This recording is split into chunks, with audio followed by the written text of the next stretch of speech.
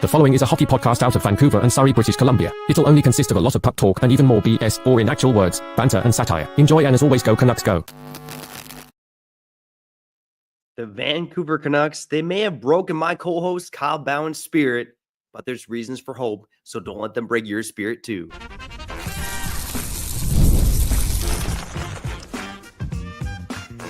You're Locked On Canucks, your daily podcast on the Vancouver Canucks. Part of the Locked On Podcast Network, your team every day.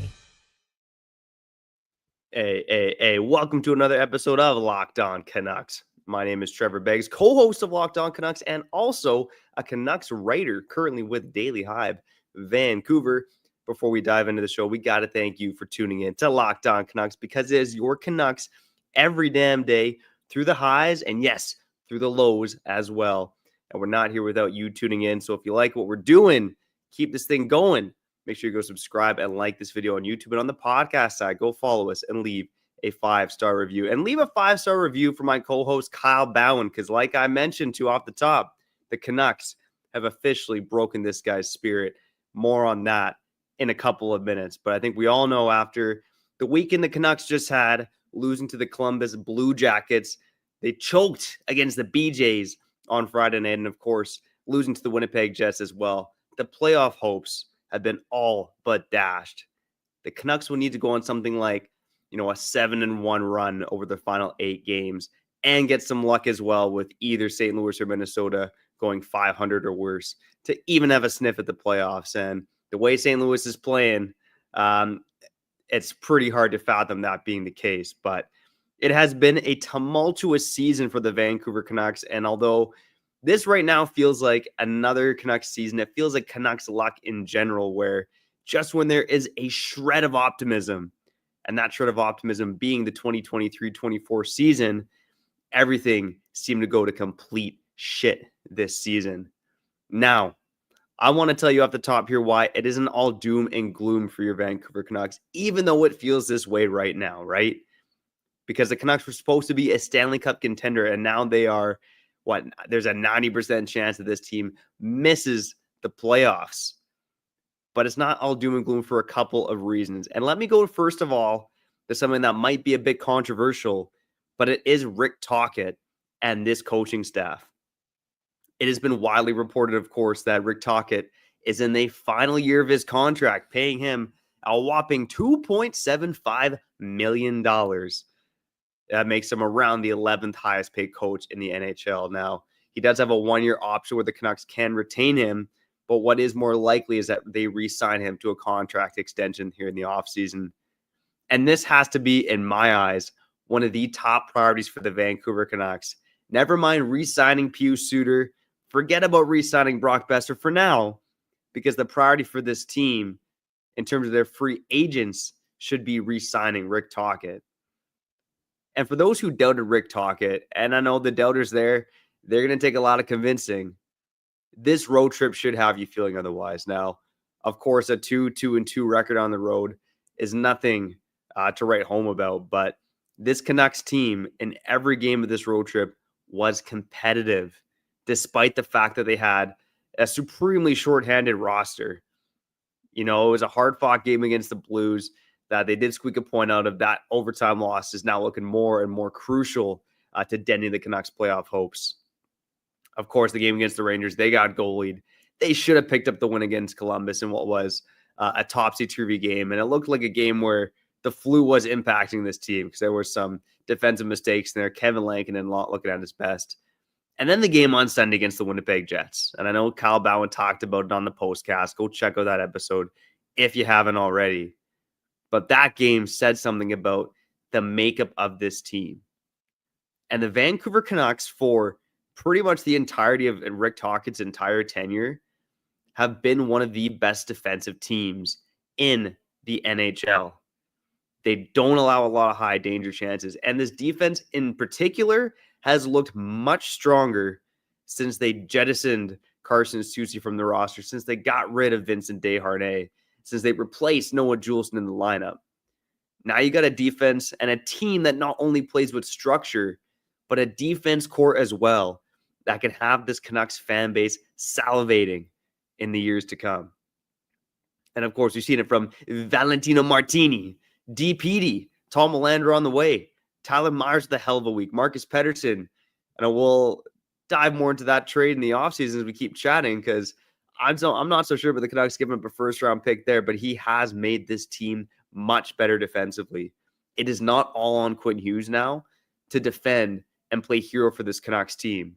They do overly rely on him offensively, but defensively, the core of this team is in place, the structure is in place, and is in place thanks to Rick Tocchet and Adam Foote. So the defense is a primary reason why Canucks fans should feel like this team still could be a Stanley Cup contender, perhaps even as soon as next season. And another big one is the goaltending. Now, despite the heroics from Kevin Lankinen this season, he has faltered over the last month and change of this NHL season. Of course, Thatcher Demko has not been healthy pretty much for the entirety of this season. He's mentioned as much. Didn't get the offseason training in. He dealt with groin injuries, back injuries, not to mention the popliteus muscle in his knee as well. Everything that can go wrong for Thatcher Demko has gone wrong this year. But you still have a goalie who, at the apex of his powers, is one of the best goalies in the league. We haven't seen it this season, but even if he can come back to 80 to 85% full health and play 50 games to the Vancouver Canucks next season, you feel pretty damn good about a combination of Thatcher Demko and Kevin Lankinen in net.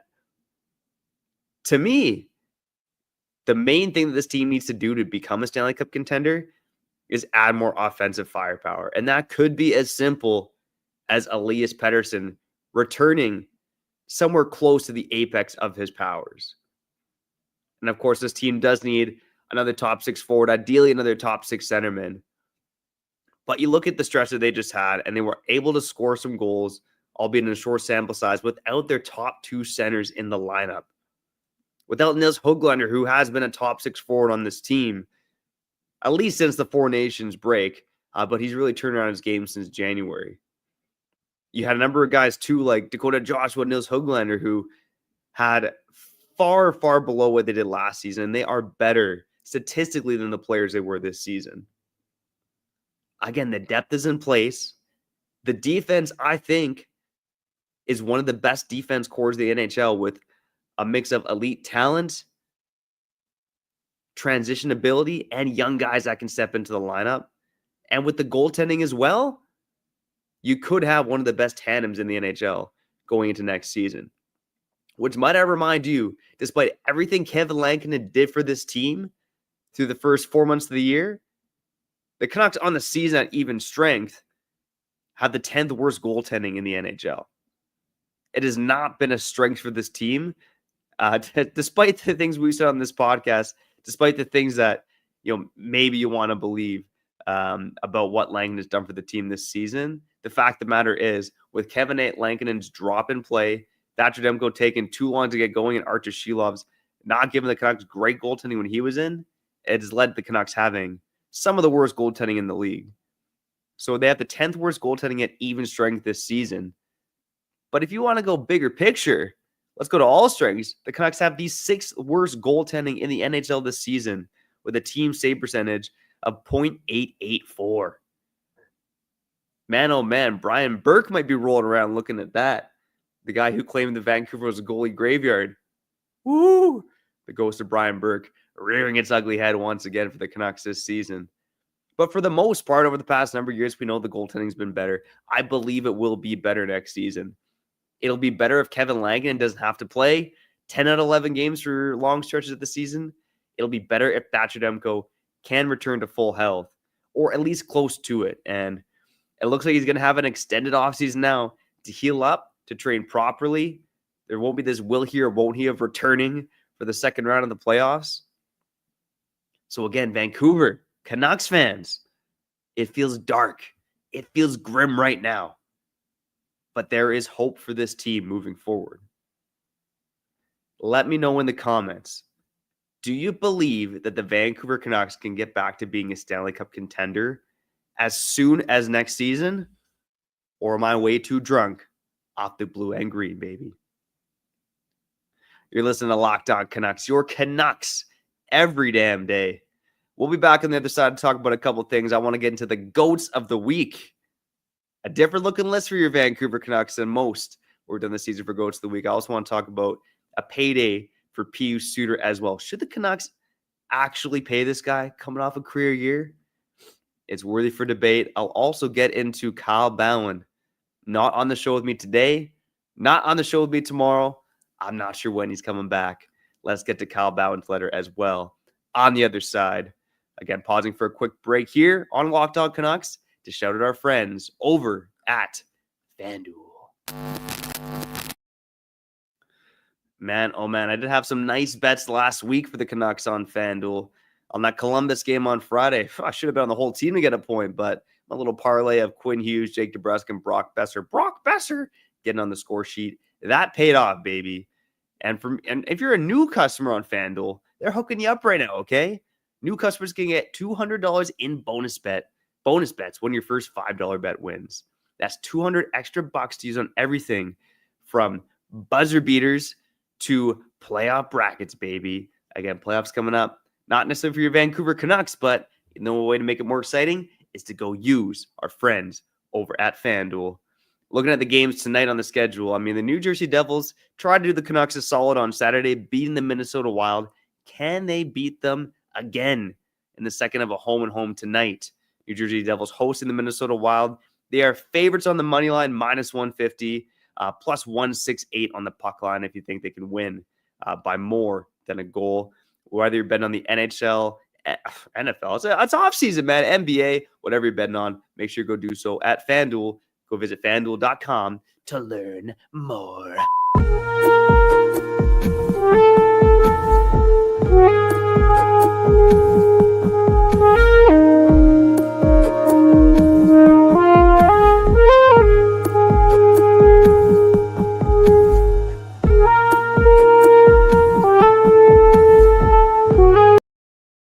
All right. We're back here on Locked On Canucks. Your Canucks every damn day. With or without Kyle Bhawan. Hey, the guy, he's done it a lot without me. Shout out to Kyle Bhawan, the guy who does 88% of the work here on Locked On Canucks. But dark times for Kyle Bhawan, okay? And let me get to his letter here about why he's not on the show today and won't be on the show tomorrow. Oh, man, my brother. One love to you, buddy. So here's a letter from Kyle Bhawan. Dear the people of Locked On Canucks, I'm unable to continue talking about the Vancouver Canucks due to health issues I suffered with Canucks succitis all season long, and it led me to being in the hospital, allegedly, back in January. It's not allegedly, buddy. I know you were there. Kyle goes on to say, this is not me hopping off the wagon. I'll watch every remaining game. I want to see more of Valentino Martini and DPD. It's about me spending less time repeating myself about the problems of the Canucks as opposed to the actual hockey games. We have suffered for too long without consistent playoff action, let alone a Stanley Cup, and led to this assumption, which is bullshit. I am too weak to spread negativity and the truth of this franchise. Try this podcasting shit out, and you realize you are what you preach, and I just want to be happy.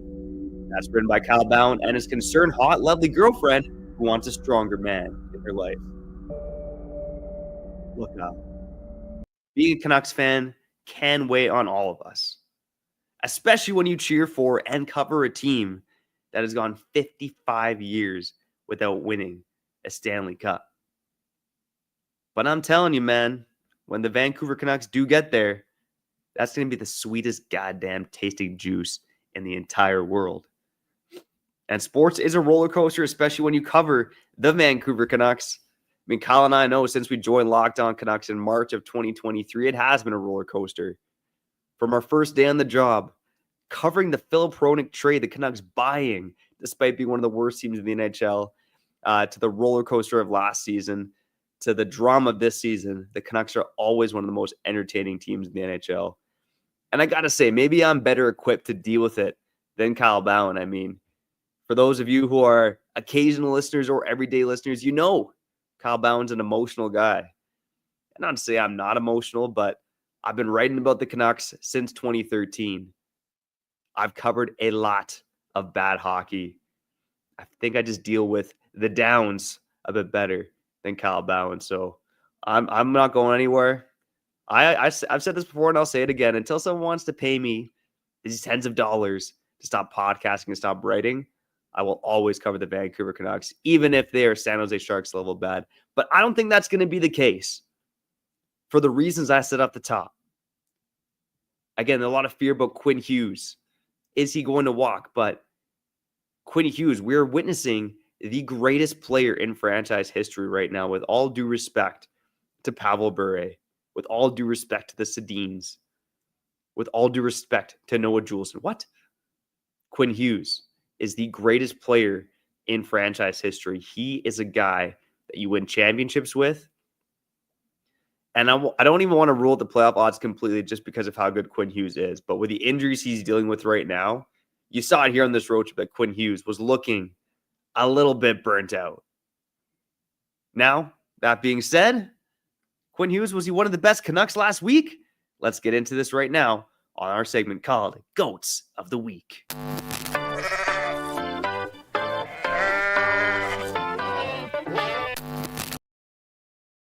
All right, we are doing Goats of the Week here on Locked On Canucks. If you're new to the show, every week, every Monday, we rank the 5 best Canucks from last week. And first place gets 5 points, 5th place gets 1 point, so on and so forth. I'll do a little bit of an update for the top of the leaderboard here before I wrap up the segment. But the number 1 Canuck from last week, and I believe this is his first week at number 1, although he's made a lot of appearances. He's now cracked the top 5 on our Goats of the Year rankings, but it is Pius Suter. And what a hell of a week for Pius Suter.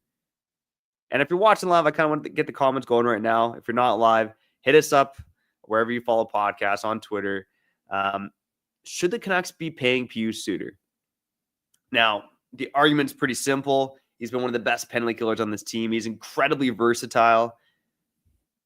But there's always that danger in paying a guy off a career year. Are you comfortable paying Pius Suter 4 years at $4.5 million? I do think he's easily a $4 million plus player. You're also in a center market that's a little bit depressed, right?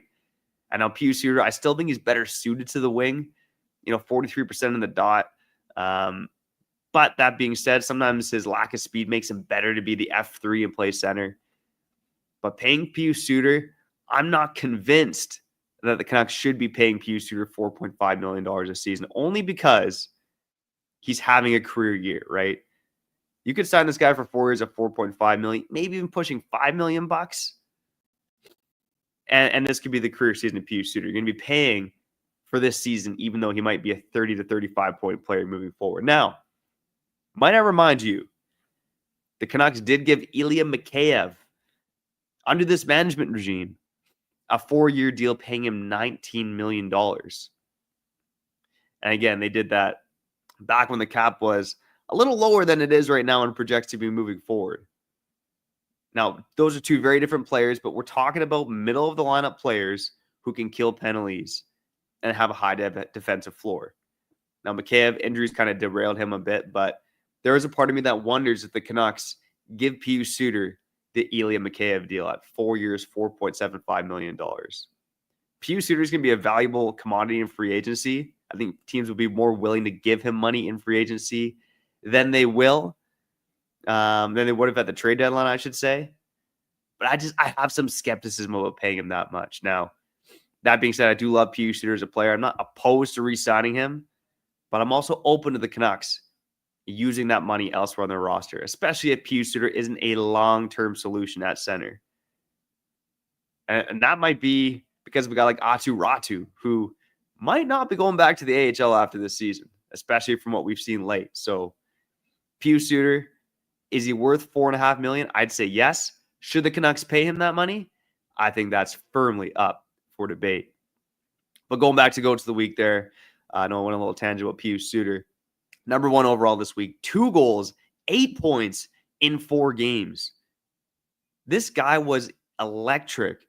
Exactly what this Canucks team needed with them missing their top 2 centers in the lineup. I mean, Pius Suter went hero mode as much as he could do so this week for the Vancouver Canucks. Coming up big in clutch moments, obviously goals in the Devils game, in the Jets game, picked up a handful of assists in between, and did not look out of place as a number 1 center. And I'm saying for the Canucks, be cautious paying this guy based on what he just did last week, because he looks like an $11.6 million player this week. Okay, maybe a bit far, but he'd have 8 points in 4 games. Come on. That's a 160-point pace over full season, man. Unbelievable stuff from Pius Suter. Deservedly the number 1 goat of the week. Number 2 on the rankings, Kiefer the Reefer Sherwood. And man, oh man, Kiefer Sherwood was a staple on the GOATs of the Week rankings early on in the season. But it's been a while since he even cracked the top 5 on our list. I'm looking back. It's been since week 10 of the season since he made it on the GOATs of the Week. We're at week 21 right now, so we're talking about three-ish months. This is Pius Suter has been a top 5 for GOATs of the Week. But the playmaking ability was evident this week. 4 assists in 4 games, couple of goals as well. Good chemistry on that line with Aatu Räty and Dakota Joshua. Man, oh man, what an idea by Rick Tocchet putting the top 3 hitters on this team on a per 60 basis all on one line together. It was a lot of fun to watch. I mean, that line did lack some speed. Kiefer Sherwood being the quickest guy on that line. But man, oh man, he was electric for the Canucks this week. Number 3, making his debut on the GOATs of the Week rankings, Aatu Räty. Like I said, I don't think this guy's going back to the AHL after this season. And he had 3 goals in 4 games this week. Obviously, that first goal he scored against Columbus should have held up as the game winner. I think that's a moment where Canuck fans, and the Canucks in general, I should say, will be kicking themselves for not finishing off the BJs in Columbus on Friday. You can say what you want about the Winnipeg game, but losing to Columbus there, I think that's what really sealed the Canucks' playoff fate, was blowing that lead against Columbus and blowing it in a shootout as well. But Aatu Räty, again, his face-off prowess is something this team desperately needs, right? The only guy who's healthy right now, who's over 50% in the dot, is Teddy Bluger, and he was at 50.1% last I checked. Nils Amon is hovering around high 30s, I believe. Pius Suter, low 40s. So Aatu Räty, again, the IQ is there. The foot speed's not there. He still does not look like an incredibly quick player, which I think limits his upside. But I'm not down this guy yet. This guy was one of the most highly touted prospects in hockey for a reason coming into his draft year, and deserves to beat the Canucks. Number 3 go to the week this week. Number 4, Tyler Myers. We said it on the show last week. This Canucks defense really stepped up in games where Quinn Hughes and Phil Pronik looked kind of lackluster. In particular, that New York Islanders game, although I don't think the last 3 games of the road trip were their strongest defensively. But Tyler Myers, say what you will about the plus-minus, but the dude was a +7 this week. Scored a shorthanded goal, a big shorthanded goal for the Canucks on Friday against the Columbus Blue Jackets. And Kyle and I, I'm going to apologize right now, man, okay? Tyler Myers, I'm sorry. I doubted you. Me and Kyle wrote off Tyler Myers. We apologized for it last season, and then we were not a fan of the signing and kind of ripped that in the summer last year. But man, oh man, it's this guy provided value for the Vancouver Canucks this season at $3 million. Look, yeah, he's chaotic. He makes mistakes. There are times where you want to rip your hair out watching Tyler Myers. That's why Kyle Bhawan's actually going bald, is ripping out his hair over Tyler Myers. But the dude has been rock solid of late, and he was rock solid this week for your Vancouver Canucks. At number 5, I do have Quinn Hughes at number 5. A couple other worthy candidates, maybe Jonathan Lecker-Mackey in there, Connor Garland. But Quinn Hughes, even though he didn't have his best week defensively, that dude was a warrior, putting it all on the line for the Vancouver Canucks this week.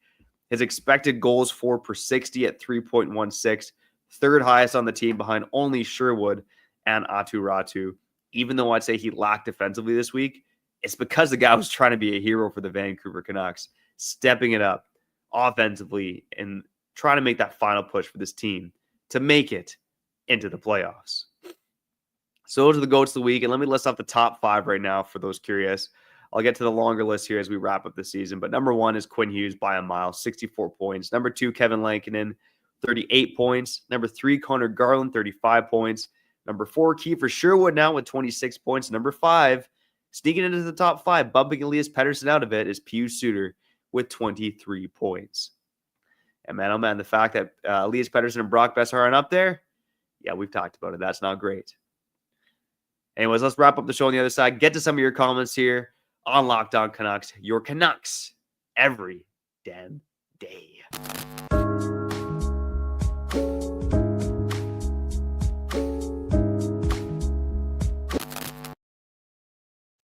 All right, we're back here on Locked On Canucks, your Canucks every damn day. And man, oh man, I got to get to some comments here because the people showing the love for Kyle Bhawan that he deserves. Let's get to it here. Your comments on Locked On Canucks. NGKHLR in the comments saying, damn, that letter. Is that Kyle? It was. Is that goodbye? And he goes on to say, and this is the comment I wanted to highlight, I hope Kyle knows how much less shitty he has made this season for me, forcing me to digest positive opinions on this team. One love. Look, I just hope, and I know NGK kind of spits it out there, but I hope the people give Kyle Bhawan his flowers, man. And the guy does get some hate in our comments too. People not a fan of the voice and this and that, but I'm telling you, no one loves this Canucks team more than Kyle Bhawan. And the dude is also incredibly good at what he does on the podcast side as well, not just for producing Locked On Canucks, but for all the other shows he produces as well. One love to that guy. Go check out KyleBhawan.com. That's BHAWAN. And it's not goodbye for good. Kyle Bhawan, man, me and this guy, we're tied at the hip. I'm going to rope him back into the show at some point here, but we all got to have that mental health break here and there. And Kyle, take the mental health break right now. Go love your girlfriend. Okay? Go work at some other projects. I got it covered here on Locked On Canucks. And hit me up with some ideas that you want to hear, but I might be going solo for a little bit here, whether it's guest story ideas. Hit me up here in the live or wherever you connect with us in terms of listening to podcasts. I do have a guest coming up tomorrow on Locked On Canucks, Brandon Astle, the play-by-play announcer for the Abbotsford Canucks, who, by the way, have won 9 games in a row. So let's gas up some more good about the Vancouver Canucks team on tomorrow's episode, talking about Manny Malhotra and the Abbotsford Canucks with Brandon Astle. All right, Locked On Canucks, let's get to some more comments here on Locked On Canucks.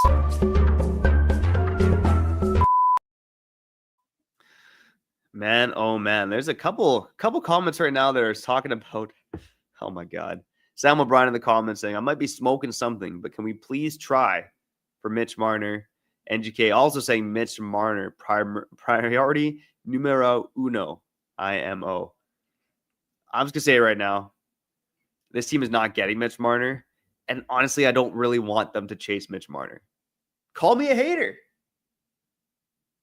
Call me a hater of Mitch Marner and the Toronto Maple Leafs. I don't care. For starters, and I've done the math and I'll break it down on another episode of Locked On Canucks here in the offseason. By my math, the Canucks have about $10.5 to $11 million in cap space heading into next season. Sorry, I should say closer to $15 million because I was thinking about a couple depth guys. If they sign a couple depth guys and they re-sign Pius Suter and Brock Besser at their market value, you're pretty much capped out heading into next season. Now, if you sign Mitch Marner, you got to subtract from this roster and fill it around the edges. But is Mitch Marner not just another version of Elias Pettersson? Mitch Marner, again, regular season savant. This guy's dominated in the regular season. He has not dominated in the playoffs, despite being one of the highest paid players in the league. And I know Mitch Marner's got skill for days, but I do worry about this Canucks team potentially being too soft if you got Marner and Elias Pettersson at the top of your lineup and not much else to insulate those guys. And I also just think Mitch Marner is going to be an incredibly, incredibly expensive player. I'm happy to let the Leafs take a stab at re-signing him. I'm happy to let the Chicago Blackhawks chase him. They're going to be able to pay him more than the Vancouver Canucks. Not a big fan of chasing Mitch Marner. Are people actually into this, man, chasing Mitch Marner for the Vancouver Canucks? Unbelievable. All right, one more comment before we wrap up here on Locked On Canucks. James Moore, he's sipping that positivity this morning. And yes, that positivity is a mimosa for him. Baby, James Moore. Big mimosa guy. But James Moore says, preach. We show grit down the stretch. Our D and our goaltending are top 5 in the league. PK is great. We need OG PD, talk it back. 2 top 6 ads, and we're right there. We're not far off. I do believe this defense I might even be top 5 in the league right now. And I think it's only going to get better with guys like DPD and Tom Willander coming into their own for this team. And the goaltending, look, there's a lot of doubt about Thatcher Demko right now too, but I truly believe with the full offseason, this guy's going to be back. Again, we might not get the healthiest version of Demko. We might, there might be stretches where this guy does miss time, but That was the reason why it made sense to sign Kevin Lankinen. And Kevin Lankinen will look better if Thatcher Demko's there to be your 1A. And then like James Moore's alluding to, look, Rick Tocchet, we had some gripes with his coaching decisions this year, but again, I refuse to believe that his style does that much to, hurt the offense. And we've seen with this Canucks team before, when they go too defensive like they've gone right now, sometimes that can suffocate scoring. But we've seen it the other way with Bruce Boudreau, and that's not a pretty picture either. I do think Rick Tocchet, he's been screaming for this team to be more creative offensively, and I think they can get there. But they need OG PD back, like James Moore is saying, and they do need a couple other top 6 adds as well. Filipino, Brock Besser are 2 wild cards this offseason, but they likely need another guy in there in some way, shape, or form. But like James Moore is saying, I don't think the Canucks are that far off. So Canucks fans, don't let this disastrous season fool you, okay? Better days are ahead for your Vancouver Canucks. I'm Trevor Beggs. That was another episode of Locked On Canucks. Again, if you like what we're doing, spread the word. Go subscribe and like on YouTube, and on the podcast side, go follow us and leave a 5-star review. One love to you and you and you. One love to Kyle Bhawan. And again, you've been listening to Locked On Canucks.